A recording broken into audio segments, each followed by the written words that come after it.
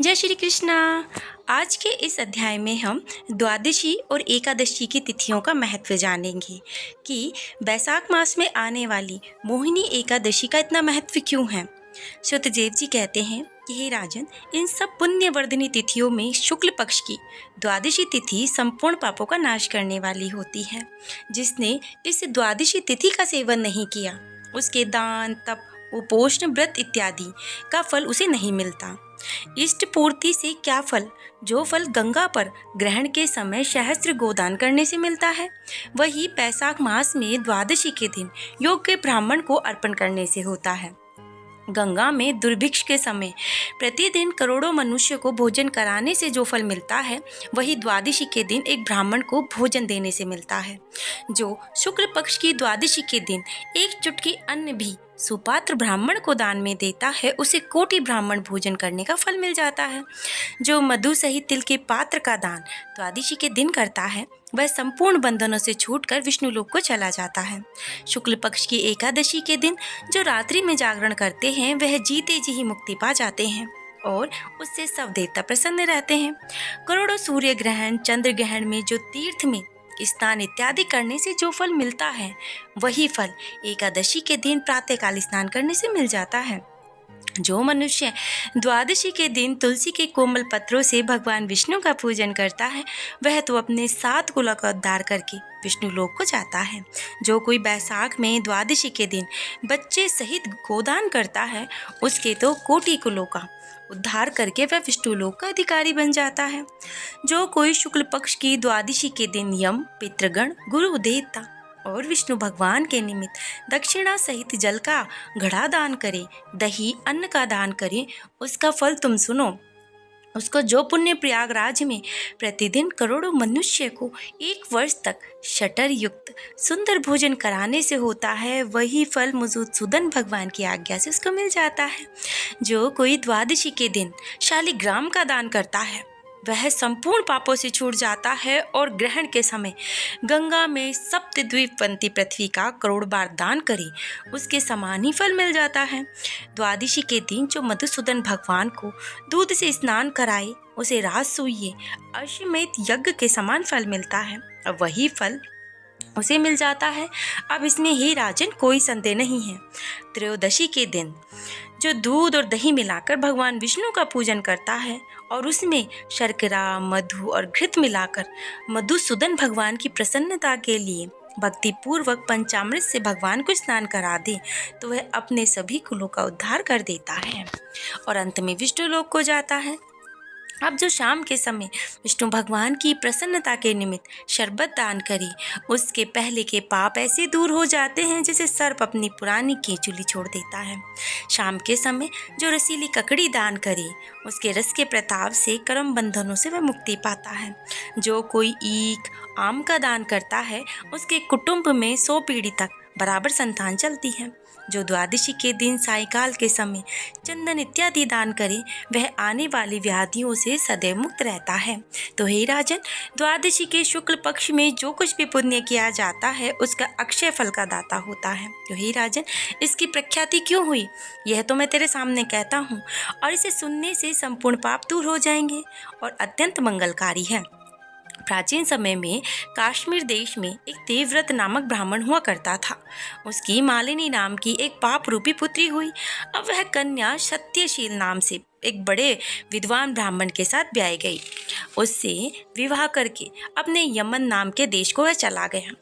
वह रूप यौवन संयुक्ता कभी भी पति की प्रिय न हुई। वह निष्ठुर उससे सदा द्वेष रखते, उसके अतिरिक्त किसी से भी कुछ द्वेष नहीं रखा उसने। वह अपने पति पर क्रोध कर वशीकरण करने की इच्छा से अपने अन्य स्त्रियों से पूछा, जिनको पहले उनके पतियों ने त्याग दिया था। तो वे बोली, तेरा पति वशीभूत हो जाएगा, हमें अच्छी तरह विश्वास है। हमने तो वशीकरण की औषधि से अपने पतियों को वश में कर लिया। तो योगिनी के पास जा, वह तुझे सुंदर औषधि दे देगी। तो सोच विचार मत कर, तेरा पति तेरे दास के समान हो जाएगा। तब हे राजन, वह अपने कथ के अनुसार योगिनी के मंदिर में जाकर योगिनी को अत्यंत प्रसन्न करने लगी तथा वह दुराचारणी बहुत ही शीघ्र ही उस कुटी में पहुंच गई जहां 100 स्तंभ बने हुए थे। वह कुटी बहुत लंबी, चौड़ी और क्रांतिमान थी। उसके चारों ओर झालरदार कपड़े लगे हुए थे जिसमें गोटा किनारे लगे हुए थे। बड़ी बड़ी दीवारों से चारों ओर सफेदी ही सफेदी थी। दीपक चमकरा रहे थे। ऐसे शोभायमान स्थान में विराजित सेवा करने को आने वालों को वो देख रही थी। रुद्राक्ष की माला से जप कर रही थी।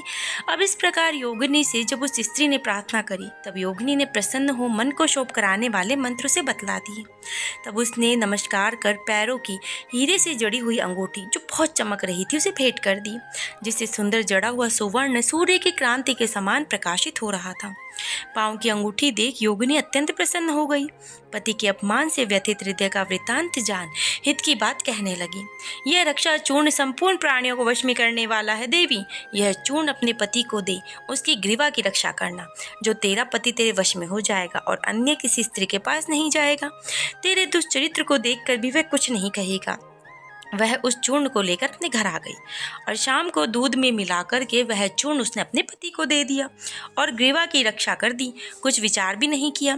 अब हे राजन, उस चूर्ण को पीने से उसे क्षय रोग हो गया, जिससे कुछ दिनों में ही वह क्षीण होने लगा और उसके गुहा स्थान में दुष्ट घाव होने से कीड़े पड़ गए। जब कुछ दिन में पति की ऐसी दशा हो गई तो वह दुष्ट पुंचली इच्छापूर्वक विचरने लगी।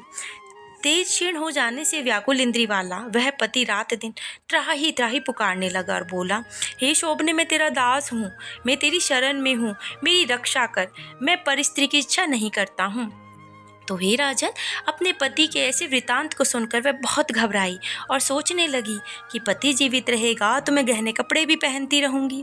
अब ऐसा सोचकर वह दौड़ करके योगिनी के पास चली गई और उसने सारा वृतांत कह दिया। तब उसने पहली औषधि का दाह शांत करने के निमित्त दूसरी औषधि दे दी। औषधि देते ही तत्क्षण उसका पति स्वस्थ हो गया। अब जिसने पहले चूर्ण उत्पन्न हुआ दाह इससे शांत हो गया। अब पति घर में ही रहता और उसके वशीभूत हो गया था। घर के काम के बहाने ही उपपति घर में आकर निवास करते। अब इसी प्रकार सब जाति के व्यभिचारी मनुष्य घर में आते जाते रहते, परंतु उसे स्त्री का आगे कुछ भी कहने की शक्ति नहीं थी और इस पाप के कारण उसके शरीर में भयानक पाप नाशक कीड़े पड़ गए। उन कीड़ों से उसकी नाक, जीवा, दोनों कानों में छेद हो गए, स्तन कट गए, उंगलियों की ठोड़ बंध गई, पामों में लूली हो गई। ऐसे कष्ट भोग कर अंत में देह नरक भोगने लगी। 15-17 वर्ष तक ताम्रभांड नामक नगर में दग्ध होती रही। फिर 100 जन्म तक बार बार कुत्ते की योनि में पड़ी। नाक कट रही थी, कान कटे थे, मस्तक पे कीड़े पड़ रहे थे, पूंछ कट गई थी, टांग लंगड़ी हो गई थी। इस दशा में वह घर घर घूमती रही। पीछे 100 वीर देश में पदमबंधु नामक ब्राह्मण की दासी के घर पर कुतिया बनी और अत्यंत दुख से व्याकुल, कान टूटे, नाक कटी फटी और पूंछ भिन्न छिन्न, मस्तक में कीड़े भरे रहते थे। योनि में भी कीड़े पड़ चुके थे। अब इस प्रकार उस जन्म में भी अनेक कलेशों को सहन करती हुई देव योग से जब कर्म फल पूरा हुआ तो बैशाख के मेष की संक्रांति में शुक्ल पक्ष की द्वादशी के दिन पदमबंधु के पुत्र का नदी में स्नान कर पवित्र हो गीले वस्त्रों से घर आया। वहाँ तुलसी स्तंभ के पास उसने अपने चरण धोए और उसी स्तंभ के नीचे वह कुतिया सो रही थी। अतः सूर्योदय से पहले वह कुतिया उस चरणों के धोए हुए जल में लेट गई। उससे उसके सब अशुभ कर्म तत्काल ही नष्ट हो गए और पूर्व जन्म की उसे याद आई। अब अपने पूर्व जन्म में किए हुए कर्मों को सोच सोच कर ताह से व्याकुल होकर बेचारी करुण स्वर से त्राही त्राही करने लगी और भय से व्याकुल हो उस मुनि ने अपने कर्मों का वर्णन करने लगी।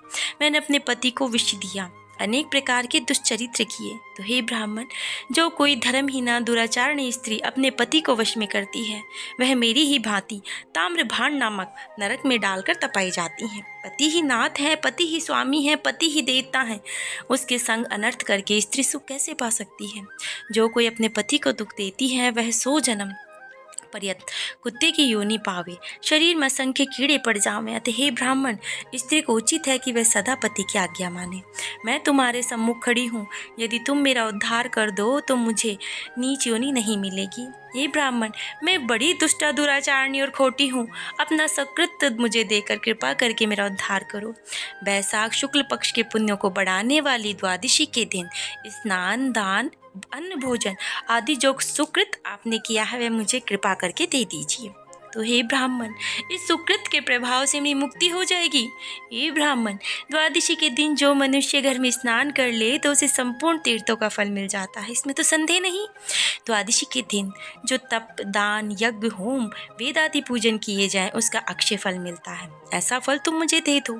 जो लोग द्वादशी के दिन उपवास करते हैं और त्रयोदशी के दिन पारण करते हैं, उसी फल से अवश्य उन्हें मोक्ष मिलता है। तो हे महाभाग, हे दीन वत्सल, हे दीन, मेरे ऊपर दया करो। जनार्दन भगवान दीनानाथ, हे जगतपति, वो भी तो तुम्हारे नाथ हैं। ऐसे भगवान जब भी जैसे होते हैं वैसे ही राजा होते हैं और वैसे ही प्रजा होती है। हे यमलोक के मार्ग को नाश करने वाले, हे अत्यंत दुखी हूँ, मेरी रक्षा करो। हे दीन वत्सल, मैं तुम्हारे द्वार पर रहने वाली दीन कुतिया, यह तिथि सहस्त्र ब्रह्म हत्या, गो हत्या, करोड़ों अगम्य से उत्पन्न हुए दोषों को नष्ट कर देती है। तो हे मुने, इस तिथि में आपने जो महापुण्य किए हैं वह मुझे देकर मेरा उद्धार करो। मैं बड़ी दीन हूँ, व्याकुल हूँ, मेरी रक्षा करो। और अंत में हे द्विजवर, मैं तुमको नमस्कार करती हूँ। अब ऐसे वचन सुनकर के वो जो ब्राह्मण थे, मुनिपुत्र थे, वो कुतिया से बोले कि कुतिया, अपने किए हुए कर्मों के सुख दुख रूपी फलों को प्राणी भोगता ही है। तो हे दुराचारणी, शूद्र क्या करेगी जिसने रक्षा चूर्ण आदि द्वारा अपने पति को वशीभूत किया हो। साधु के प्रति जो पाप करता है वह उसी को दुख देता है, और जो पुण्य करता है वह उसी के दुखों का हरण करता है। पापी के लिए मनुष्य जो कुछ करता है वह पाप पुण्य दोनों को मिलाने पर नष्ट करता है। जैसे मिश्री मिला दूध सर्प को पिलाने से केवल विष ही बढ़ता है, ऐसे ही पाप का कर्म होता है। जब मुनिपुत्र ने ऐसा कहा तब कुतिया अत्यंत दुख पाकर ऊंचा स्वर करके चित्कार करने लगी और उसके पिता से कहने लगी कि हे पद बंधो, तुम्हारे द्वार पर पड़ी हुई मैं कुतिया, अंत है मेरी तुम रक्षा करो। मैं तुम्हारी उत्तिष्ट रोटी नित्य खाती हूँ, मेरी रक्षा करो। क्योंकि गृहस्थी महात्माओं के घर जो पड़े रहते हैं उनका उद्धार करना आवश्यक कर्तव्य होता है। ऐसे वेद वेताओं का मत है। चांडाल, कुत्ता ये सदा गृहस्थों के दया पात्र हैं और बलि भोजी हैं। अपने पाले हुए असमर्थ रोग से पीड़ित का जो उद्धार नहीं करते हैं वे अवश्य ही नरक में पड़ते हैं, इसमें संदेह नहीं। यह वेद वेताओं का मत है। ये संसार का कर्ता एक ही परमात्मा है, वह सबको रचकर स्वयं सब जीवों को दाराद्री रूप में पालन करना चाहिए। अतः अपने पाले हुए कुत्ते की रक्षा करना यानी भगवान की आज्ञा का पालन करना है। उस पोष्य रक्षा रूप में भगवान की आज्ञा को उल्लंघन करने से जो अज्ञानी बने हैं वह भगवंत कोप में अपने सर्वस्व को नष्ट कर अंत में नरकगामी होते हैं। अब यह कर्म कर्तव्य है और तुम दयालु हो, अतः तुम मुझ दुर्बुद्धि का उद्धार करो। घर के भीतर दुख से आर्त कुतिया के ऐसे वाक्य सुनकर के पद्म बंधु शीघ्र ही घर से बाहर आए और कुतिया से पूछने लगे कि भाई क्या बात है। तब वह पुत्र ने सब कथा वर्णन कर दी। तो अपने पुत्र के वचन सुनकर आश्चर्यचकित होकर वो कहने लगे, मेरा पुत्र होकर तूने ये क्या किया। ए पुत्र, साधुओं का ऐसा वाक्य कहना अनुचित होता है। अपनी ही आत्मा को सुख देने वाले पापी औरों से तिरस्कृत किए जाते हैं। तो हे पुत्र, देखो संपूर्ण प्राणी परोपकार के ही लिए हैं। चंद्रमा, सूर्य, पवन, पृथ्वी, अग्नि, जल, चंदन, वृक्ष और महात्मा लोग सभी परोपकार में स्थित होते हैं। तो हे पुत्र, दधीचि ने देवताओं के उपकार के लिए दैत्यों को महाबलिजान अपनी हड्डी निकाल कर दे दी थी। राजा शिवी ने कबूतर के बदले अपना मांस काट कर दे दिया। और जब भूकेश्वेन ने कबूतर के ऊपर छलांग मारी तो जीमूत वाहन नाम का एक राजा पृथ्वी मंडप पर हुआ था, उसने भी महात्मा गरुड़ के लिए अपना जीवन दे दिया।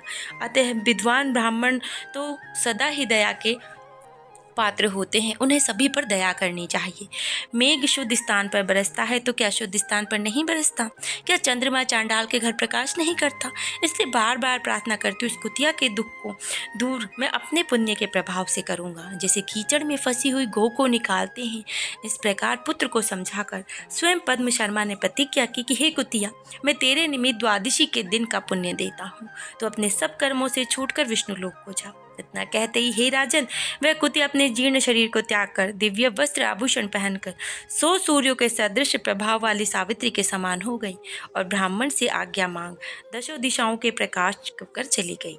अब स्वर्ग में अनेक प्रकार के महाभोगों को भोग कर पृथ्वी पर नारायण भगवान के अनुग्रह से वैशाख शुक्ल द्वादशी के प्रभाव से उर्वशी नाम की श्रेष्ठ अंगों वाले देवताओं की प्रिय अप्सरा हुई, जिसने योगी जन योग के द्वारा प्राप्त करते हैं। अब ऐसे अग्नितुल्य प्रकाशित श्रेष्ठ परमार्थ रूप को प्राप्त कर सप्तजन भी मोहित होकर जाते हैं।